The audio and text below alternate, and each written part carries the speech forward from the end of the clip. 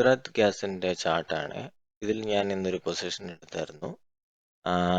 Basis of volume, basis of price action. സംഭവം നോക്കുകയാണെന്നുണ്ടെങ്കിൽ ഇത് വീക്ക്ലി ടൈം ഫ്രെയിമാണ്. ഇതിനെ ഞാൻ ഡെയിലി ആക്കട്ടെ ഒന്ന്. ഈ ചാർട്ട് നോക്കുകയാണെന്നുണ്ടെങ്കിൽ നമുക്ക് മനസ്സിലാവും ഇതൊരു അപ്പ് ട്രെൻഡിങ് ആയിട്ടുള്ളൊരു ഇതാണ്. ഇപ്പം ജൂൺ ആണ് ഇതിൻ്റെ ലാസ്റ്റ് ബോട്ടം എന്ന് വേണമെങ്കിൽ പറയാം. അപ്പം ഞാൻ എങ്ങനെ സാറിന് നോക്കുന്ന പറഞ്ഞാൽ ഇങ്ങനെയുണ്ട്, ഇവിടുന്ന് ഇവിടം വരെ ഒന്ന് താഴോട്ട് പോയി, പിന്നെ ഒന്ന് മുകളിലോട്ട് വന്നു റീട്രേസ്മെൻറ്റ്, പിന്നെ ഒന്ന് താഴോട്ട് വന്നു, പിന്നെ ഇതിൻ്റെ മുകളിലോട്ട് വന്നു, പിന്നെയും താഴോട്ട് വന്നു, പിന്നെയും മുകളിലോട്ട് പോയി. അപ്പോൾ ഇതാണ് ഞാൻ നോക്കുന്നത്.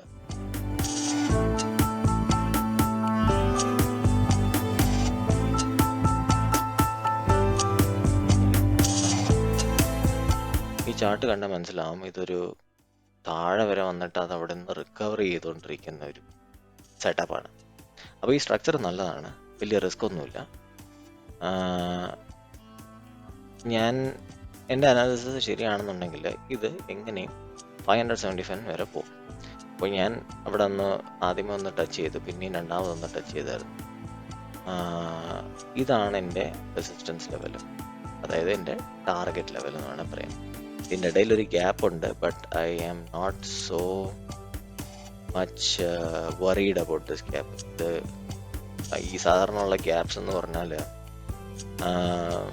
ഒരു ഗ്യാപ്പ് ഇവിടെ ഫോം ചെയ്തിട്ടുണ്ടെങ്കിൽ അത് എങ്ങനെ ഫില്ല് ചെയ്യുമെന്നൊക്കെയാണ് പറച്ചിൽ സ്റ്റഡീസ് എന്ന് പറയുന്നത്. ഡേയിലുണ്ടായിരുന്നു. ഓക്കെ, സോ എനിവേ ഇവിടെ ചെറിയൊരു റെസിസ്റ്റൻസ് ഉണ്ടാവും, but it is still fine. അപ്പം ഞാൻ പറയുന്നത് എന്തെന്ന് വെച്ചാൽ ഇവിടെ ഈ ഒരു ക്യാൻഡിൽ ഞാൻ പൊസിഷൻ എടുത്തായിരുന്നു. ഓക്കെ, 511 എങ്ങാണ്ടോ ആണെന്ന് തോന്നുന്നു ഞാൻ എടുത്തത്. സംഭവം ലോജിക്ക് ഇത്രേ ഉള്ളൂ, സപ്പോർട്ട് ആൻഡ് റെസിസ്റ്റൻസിൻ്റെ കളിയാണ്. ഇവിടെ ഒരു ബ്രേക്ക്ഔട്ട് കിട്ടി, നല്ലൊരു വോളിയം ഉണ്ടായിരുന്നതിന്. ഇവിടെ നല്ലൊരു വോളിയം ഉണ്ട്, ഇവിടെ ഒരു ബ്രേക്ക്ഔട്ട് കിട്ടി. എൻ്റെ ഒരു സ്റ്റോപ്പ് ലോസ് ഞാൻ ഇവിടം വരെ കൊണ്ടുപോകും. ഇതാണ് എൻ്റെ പ്ലാൻ. ഓക്കെ, എന്തിന് ഗുജറാത്ത് ഗ്യാസ്? ഇതുപോലെ തന്നെ കണ്ടെയ്നർ കോർപ്പറേഷനും അൾട്രാടെക്കും GSPL-ഉം 4 കാര്യങ്ങളാണ് ഞാൻ ഇന്നലെ സൺഡേ രാത്രി ഞാൻ കുറച്ച് വർക്കൗട്ട് ചെയ്തിട്ട് പഠിച്ചത്. സോ ഗുജറാത്ത് ഗ്യാസ് ഇന്നത്തെ ആ ഒരു ഇതിൽ ഞാനങ്ങ് എടുത്തു. എൻ്റെ കാര്യം ഞാൻ പറയാം. ഈ സ്റ്റോക്ക് എഡ്ജിൽ ഒരു ആപ്ലിക്കേഷൻ, അതായത് ഒരു ഫീച്ചർ ഇപ്പോൾ പുതിയതായിട്ട് അവർ ചെയ്തിട്ടുണ്ട്. എന്താ സംഭവം? Trending Stokes. ഓക്കെ, അപ്പോൾ ഇതിൽ നോക്കുകയാണെന്നുണ്ടെങ്കിൽ ഈ price movers, volume shockers, 52 week high low, ഇതൊക്കെ നമുക്ക് ഫിൽട്ടർ ചെയ്ത് കിട്ടും. അപ്പോൾ ഞാൻ ഇന്നലെ നോക്കിയപ്പോൾ സംഭവം NSE F&Oയിലെ ഏതൊക്കെ സ്റ്റോക്കുകളാണ് പ്രൈസ് മൂവർ, നല്ല വോളിയം, നല്ല പാർട്ടിസിപ്പൻസ് ഉള്ളത്, ഏതൊക്കെ സ്റ്റോക്സിലാണ് ഏറ്റവും വോളിയം ഷോക്കേഴ്സ് വന്നിട്ടുള്ളത്, പിന്നെ 52 വീക്ക് ഹൈ. എൻ്റെ ഒരു ലോജിക് അനുസരിച്ചാണെന്നുണ്ടെങ്കിൽ ഈ 3-ൽ കൂടെ കോമൺ ആയിട്ടുള്ള ഒരു സ്റ്റോക്ക് വരുവാണെങ്കിൽ ആള് നല്ലൊരു ബെറ്റായിരിക്കും.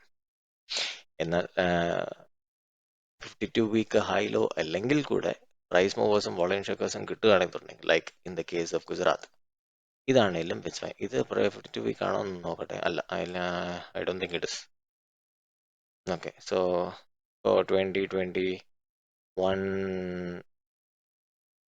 ഇല്ല, ഇത് വോളിയം ഷോക്കർ അല്ല, സോറി, 52 വീക്ക് ഹൈ ലോൻ്റെ കാറ്റഗറി പെടുന്ന ആളല്ല. ബട്ട് ഇൻ എനി കേസ് എൻ്റെ പ്ലാൻ എന്താ, ഇതിപ്പോൾ ഒരു ഷോർട്ട് ടേം ട്രേഡ് എന്നുള്ള രീതിയിലല്ലേ ഞാൻ നോക്കുന്നത്. സോ മാക്സിമം ഒരു 1 വീക്ക് അല്ലെ ഒരു 2 വീക്സ്, ഇത്രേ ഉള്ളൂ. അപ്പോൾ നോക്കാം എന്താവുമെന്ന്. നല്ല ലിവറേജ് ഉണ്ടായിരുന്നു. സോ ഈ ഒരു ഇതിലാണ് ഞാൻ എടുത്തിരിക്കുന്നത്. ഇതാണ് എൻ്റെ സ്റ്റോപ്പ് ലോസ്. അപ്പോൾ ഇതിൻ്റെ റിസൾട്ട് എന്തായാലും ഞാൻ അറിയിക്കാം എൻ്റെ അടുത്തൊരു വീഡിയോ കൂടെ.